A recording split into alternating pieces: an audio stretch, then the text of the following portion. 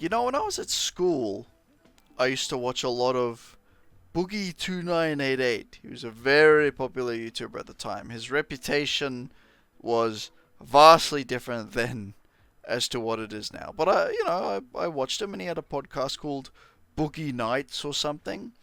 And I believe he said on that podcast, as well as multiple times in his vlogging videos, that no matter where he went, he had his 3DS on. I mean, no matter where I go, my 3DS, it's in my pocket.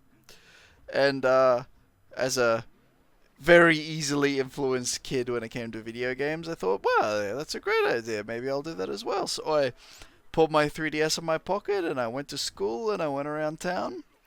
And to my surprise, probably shouldn't have been all that surprised, because this was the absolute peak of the 3DS's popularity. But not all my friends, a lot of my friends were Xbox 360 junkies, but I had quite a few friends who also had 3DSs in their pockets no matter where they went. And that was like really bizarre to me, like the idea that we were all living these similar experiences where we went on the internet and saw how cool it was to have your 3DS in your pocket, so we just started taking it around. I don't think any of us really took it out and played it all that much, but we had them in our pockets. And that was like a huge cultural event, the 3DS. It was a huge system. It sold 75 million units or something like that. I don't know the exact number. But I never thought that in past 2020, let alone in 2024 and beyond, that the 3DS and DS area would have any kind of resurgence that was even a fraction of that cultural interest. But Nintendo have been reminding us through the Nintendo Switch of how great the DS 3DS era was, from Luigi's Mansion 2 HD, formerly known as Dark Moon, on the 3DS coming out, and I hear that was a big seller on the Switch, and it was a great game from the 3DS era, to some of the games, the DS games that have recently been ported, like the My Sims bundle that came out, some great DS and Wii games, and the Castlevania Dominus collection. I believe that's Konami, and a good collection that they came out from the DS area too. I know this is a bit of a cheat, but Donkey Kong Returns HD, that was a 3DS port, and that was a very popular port as well. I know a lot of people. I actually don't think I knew anybody who had the Wii port. I knew a lot of people had 3DS port. I know that changes. It's very anecdotal, but it was a popular release.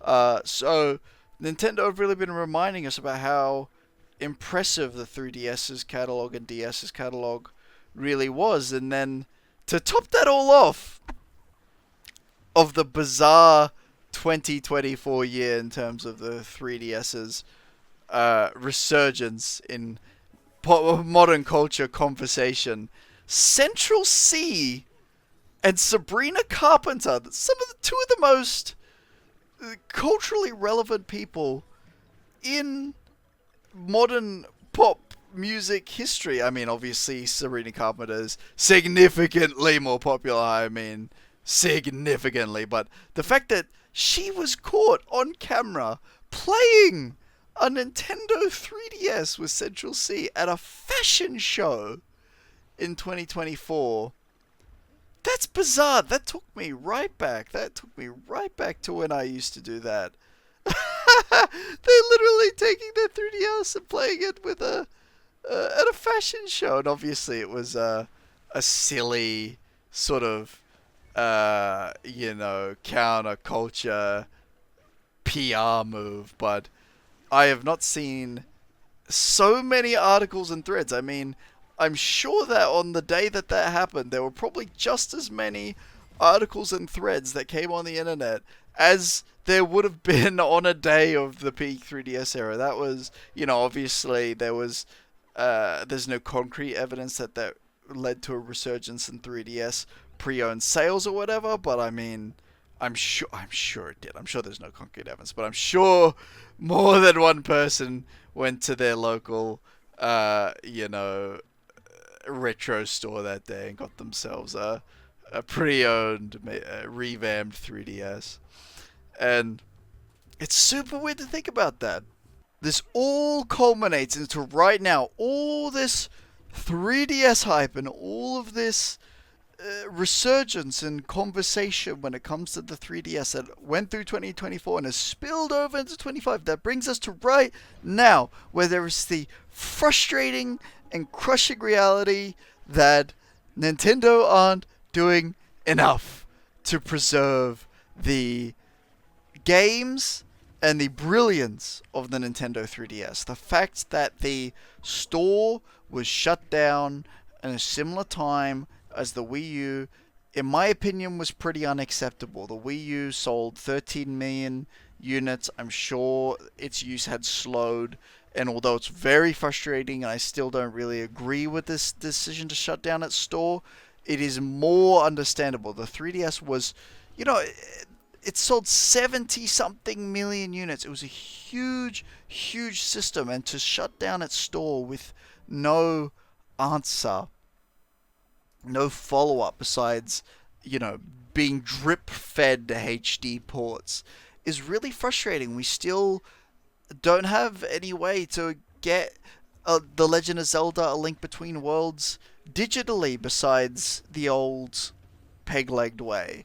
But it's frustrating, and I think it's kind of unacceptable. When are we going to see Kid Icarus Uprising? When are we going to see the Fire Emblem game that came out on the 3DS but we haven't seen anywhere else? How are we going to play these games digitally? Not everybody wants or has the means to get a pre-owned 3DS that's needs to be refurbished, frankly, to probably be useful or hygienic to use, considering how we were all dirty kids when we had the systems. Not everybody has that. We're moving forward. A lot of people are moving forward, and they want to play this stuff on the Switch. And how the Nintendo online system is operating, how it's drip feeding. It's console by console, and even when those consoles come out, it's very limited libraries right now. So it's just a generally frustrating thing that has sort of been building up, that it's like, what the hell happens? What do we, how do we get to play these classic 3DS games? It's frustrating. It's frustrating. It's frustrating. It's frustrating. But look, there's a kind of a good side. There's kind of an upside. Nintendo is very heavily rumored as for one of the last Switch games before the Switch 2 comes out. It's very heavily rumored that they will be doing a HD port of the Kirby Planet Robobot.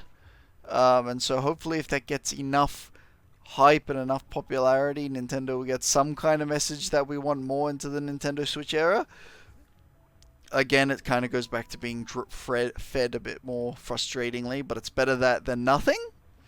And we still have, again, this is sort of going even more back, but I mean, hey, like any Nintendo portable system, coming to a digital store is great. Yu-Gi-Oh! Early days, a culmination of Game Boy and Game Boy Advance Yu-Gi-Oh! Games is coming to the Switch. So hopefully these games do well, and these companies get the message, and Nintendo get the message that, we still want to play those old systems. And, the 3DS was something special in the sense that the Switch you don't feel as comfortable taking around. You got to put it in its case, and you have it around unless you're willing to get it scratched to hell and all that stuff.